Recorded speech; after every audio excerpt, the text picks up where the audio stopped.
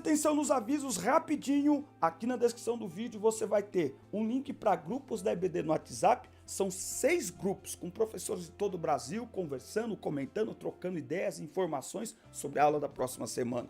Aqui você vai encontrar um link também para baixar conteúdo em PDF, comentários, slides, marcadores de página alusivos à escola dominical. Dá uma olhadinha na pasta aí, marcadores de página, e também certificados de conclusão do trimestre e muito mais. Aqui no canal você vai encontrar lives com professores da escola dominical, inclusive comentaristas da CPAD. Já tivemos por aqui pastor Silas Queiroz, pastor Marcos Tedesco e em breve pastor Douglas Batista e muitos outros que estão sendo convidados e que conforme a gente for agendando, nós vamos avisando aqui os irmãos, tá certo? Existem formas de você patrocinar o nosso canal e nos ajudar nessa produção de conteúdo. Está aqui na descrição, dá uma olhadinha, isso nos ajuda muito. Também meu WhatsApp está aí, estou à disposição para atender os irmãos, pregações, palestras, treinamentos, será um prazer conhecê-los pessoalmente. Vamos aqui dividir a tela, mostrar a tela para os irmãos. A cronologia do Novo Testamento, 6 dias depois, tomou Jesus consigo a Pedro e a Tiago e João, seu irmão, e os conduziu em particular a um alto monte. Nós vamos falar sobre cronologia, presta atenção, essa aula é muito, como que eu diria, técnica, ela é uma aula de números, ok? Então presta atenção, eu não vou ficar lendo a revista, eu vou pontuar onde eu estou na revista, vou ler aqui algumas coisas e depois a gente vai aqui, ó, para um blog onde eu entrei com esse tema, cronologia do Novo Testamento, e ele aponta aqui os livros, quando foram escritos, o propósito para o que foi escrito, ok? Para que a gente consiga fazer algumas aplicações da aula. Senão a aula fica técnica, eu vou ter que ficar lendo revista, falando de número, falando de data aqui. Eu vou tentar, dentro do possível, aplicar, trazer alguma coisa prática para o dia a dia dos alunos e dos professores aí também, certo? Pega aí sua revista, Os Primeiros Cristãos e as Sagradas Escrituras. Nos anos iniciais da era cristã, os crentes tinham como palavra de Deus chamada também de Escrituras apenas os livros do Antigo Testamento, já que os livros do Novo Testamento, evidentemente, ainda não haviam sido escritos. Nós estamos falando aqui dos irmãos da igreja primitiva, não é? Os primeiros anos ali da igreja. Evidenciando a conexão e legitimidade de ambos, comumente vemos em trechos do Novo Testamento histórias presentes no Antigo Testamento. Por exemplo, o profeta Jonas, rainha de Sabá, que foram mencionados pelo próprio Jesus. Em Mateus 23:35, Jesus cita as mortes de Abel e de Zacarias, além de muitos outros momentos em que o mestre explicou ou fez menção à lei de Deus. Então, nós temos no Novo Testamento referências do Antigo Testamento. Em referência a Isaías 10, 22 e 23, o apóstolo Paulo falou sobre a salvação do remanescente de Israel. Já o escritor da Epístola aos Hebreus, no capítulo 11, ele sintetiza muitas passagens bíblicas no Antigo Testamento, citando pessoas como Abel, Caim, Enoque, Abraão, Sara, Isaac, Jacó e por aí vai. Vamos ver aqui, ó, Hebreus, nós vamos ver que os escritores do Novo Testamento citaram pessoas importantes e histórias relevantes do Antigo Testamento. Olha só, ele vai começar aqui, ó, Hebreus. Nós vamos ver aqui a partir do 20, tá? Pela fé, Isaac, Antigo Testamento, abençoou Jacó e Esaú concernente às coisas futuras. Está lá no Antigo Testamento, está lá em Gênesis. Pela fé, Jacó, quando estava próximo da morte, abençoou os filhos de José e adorou, reclinando sobre o seu cajado, no Antigo Testamento. Pela fé, José, Antigo Testamento, está lá em Gênesis. Pela fé, Moisés, Êxodo, quando nasceu, foi escondido 3 meses por seus pais. Todo mundo conhece essa historinha, não é? Pela fé, deixou o Egito, temendo. Toda a história de Moisés está sintetizada aqui. Passagem pelo Mar Vermelho, a queda dos muros de Jericó. Pela fé, a prostituta Raabe não pereceu com os incrédulos, está aqui. Aí ele vai falar aqui, vai citar Gideão, Baraque, Sansão, Jefité, Davi, Samuel. E que ele está citando aqui? Ele está citando aqui pessoas e acontecimentos do Antigo Testamento, certo? A antiga serpente é mencionada desta forma em Apocalipse 12:9, em alusão à sua atuação em Gênesis 3:1, 4 e 13. Então nós temos no Novo Testamento citações, e não são citações aleatórias, são citações poderosas e consistentes do Antigo Testamento. Como a gente estudou aqui na última aula, nós temos a Bíblia, ela está completa e coesa e coerente, não é? Em todo o seu contexto. Muito bem? Tópico 2. Tópico 2, aqui na interação ele fala algo interessante, ó, fazer uma lista no quadro ou numa cartolina com os nomes dos livros do Novo Testamento de acordo com a ordem dos anos que foram escritos, tomando por base o texto que consta no tópico 3 da lição. Aí a gente vai ver aqui por que eles estão escritos desta forma, por que a gente abre a Bíblia e não está em ordem cronológica. A ideia aqui é uma ordem didática. Então imagine você colocar Mateus e no meio você colocar Romanos e depois você colocar Filemão e depois você voltar para Marcos, tá bom? Lembrando que essa separação didática aqui, ok? De publicação, essa edição aqui, ela não é inspirada, tá? Inspirada é o texto. Isso aqui é feito de maneira que a gente compreenda, de maneira que a gente entenda. Tópico 2. A compilação do Novo Testamento. Segundo explica o saudoso pastor Antônio Gilberto em sua obra A Bíblia através dos séculos, livro esse que todos nós precisamos ler, A Bíblia através dos séculos. É maravilhoso este livro, eu tenho em PDF, se você quiser me chama aí no WhatsApp, ou escreve um comentário aí, eu mando para você. Aliás, eu estou criando uma biblioteca em PDF para ficar tudo facinho para vocês. A formação do Novo Testamento levou apenas 2 gerações. Em 100 depois de Cristo, todos os livros já estavam escritos. O que demorou foi o reconhecimento canônico, não é?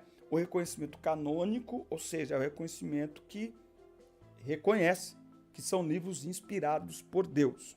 Muitos livros foram escritos, mas os 66 que temos na Bíblia, os 27 do Novo Testamento, eles são reconhecidos como inspirados, absolutamente inspirados por Deus. E foi feito aí um trabalho muito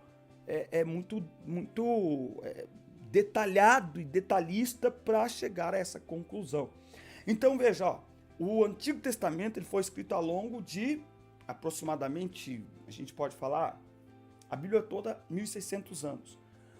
O Antigo Testamento ele foi escrito ao longo de cerca de 1.100 anos, porque nós temos pegadinha isso, hein?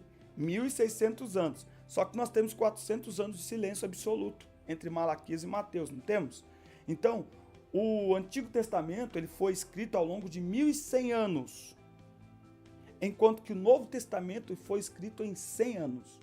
100 anos depois de Cristo, o Novo Testamento já estava completamente escrito. O que demorou foi esse reconhecimento, tá? Que aconteceu no terceiro concílio de Cartago, em 397 depois de Cristo. Mas antes disso, Atanásio já tinha publicado uma lista com os 27 livros, tá? Que foi aceita em 393 no concílio de Hipona. A validação dos livros como canônicos passou pelo testemunho dos próprios apóstolos. Em outras citações, o apóstolo Pedro chama os escritos de Paulo de escrituras. Vamos ver isso? 2 Pedro, vamos ver isso aqui, que isso é coisa maravilhosa. 2 Pedro 3, 15, 16. E considere que a longanimidade de Nosso Senhor é a salvação, como também o nosso amado irmão Paulo, segundo a sabedoria que lhe foi conferida, vos escreveu. Como em todas as suas cartas, fala sobre estas coisas, nas quais há algumas coisas difíceis de entender, que os ignorantes e instáveis deturpam, e como também as outras escrituras, para sua própria destruição. Tá? Então Pedro chamou os escritos de Paulo de escritura. Tá? Agora, por que os livros estão nesta ordem que nós encontramos em nossas Bíblias? Tá? Bom, quanto à ordem dos livros para efeito de estudos, há 3 formas de organizá-los. Na primeira, os livros são dispostos de acordo com a tradução da Bíblia para o latim, a Vulgata, que foi a Vulgata, ela foi uma tradução feita por Jerônimo, tá? Essa é a primeira forma. Na segunda, encontramos organizado de acordo com as datas em que foram escritas, né? Então, existem Bíblias na ordem cronológica. Na terceira, que é mais ou menos o que a gente tem, os escritos seguem de acordo com a sequência dos acontecimentos, uma ordem histórica e cronológica, certo? Muito bem, já se inscreveu no canal? Não se inscreveu ainda? Inscreva-se, ative as notificações, dê like no vídeo, comenta. O seu comentário aparece por aqui e é muito importante para nós. Tópico 3. A ordem em que os livros foram escritos. A ordem em que os livros foram escritos. Pelo ano de escrita, assim se ordenam os livros. E aí a gente vai ter aqui, ó, Tiago, pela ordem de escrita, Tiago. Para que Tiago escreveu? Tá? Tiago foi martirizado em aproximadamente 62 depois de Cristo. Tá? Alguns acham que esta carta foi escrita em resposta a uma interpretação excessivamente zelosa do ensino de Paulo sobre a fé. Tá? Mas não tem nada a ver. Isso aqui é o que alguns pensam. Tiago, na verdade, escreveu aos judeus para incentivá-los a continuar crescendo nesta nova fé cristã. Ele destaca que as boas ações fluirão naturalmente daqueles que estão cheios do Espírito e questiona se alguém pode ou não ter uma fé salvadora se os frutos do Espírito não puderem ser observados, como Paulo descreve lá em Gálatas capítulo 5.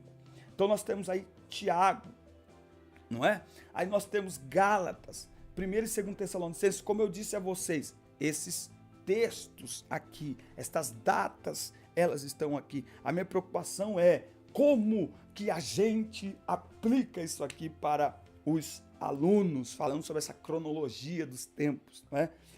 Uma das formas é exatamente você mostrando o propósito para o qual cada carta foi escrita. Então, por exemplo, a carta de 2 Tessalonicenses. A igreja tinha alguns equívocos sobre o dia do Senhor. Eles achavam que já tinha acontecido, então pararam de trabalhar. Eles estavam sendo perseguidos gravemente. Paulo escreveu para esclarecer os mal entendidos e consolá-los, não é? Aí nós temos Gálatas e muitas outras cartas e todos os outros livros que foram escritos aqui. Sobre esta organização temporal, o Evangelho de Marcos foi o primeiro escrito, antes mesmo de Mateus, Lucas e João. A Epístola de Paulo aos Romanos, a primeira na ordem que encontramos em nossas Bíblias, foi, na verdade, o 8º livro escrito. Então, Paulo escreveu 13 epístolas, Romanos é o 8º livro que ele escreveu. Tá? Então, a gente encontra Romanos ali primeiro, Paulo escreve primeiro, mas não é a primeira carta que ele escreve. A primeira carta que ele escreve dentro da ordem cronológica é Gálatas. Depois ele escreve 1 e 2 Tessalonicenses. Depois ele escreve 1 e 2 Coríntios. Aí Marcos, chega o Evangelho de Marcos. Depois vem Romanos. É uma boa tarefa que a gente pode fazer, é ler esses livros nesta ordem aqui. Ó.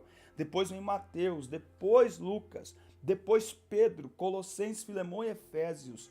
Depois Filipenses.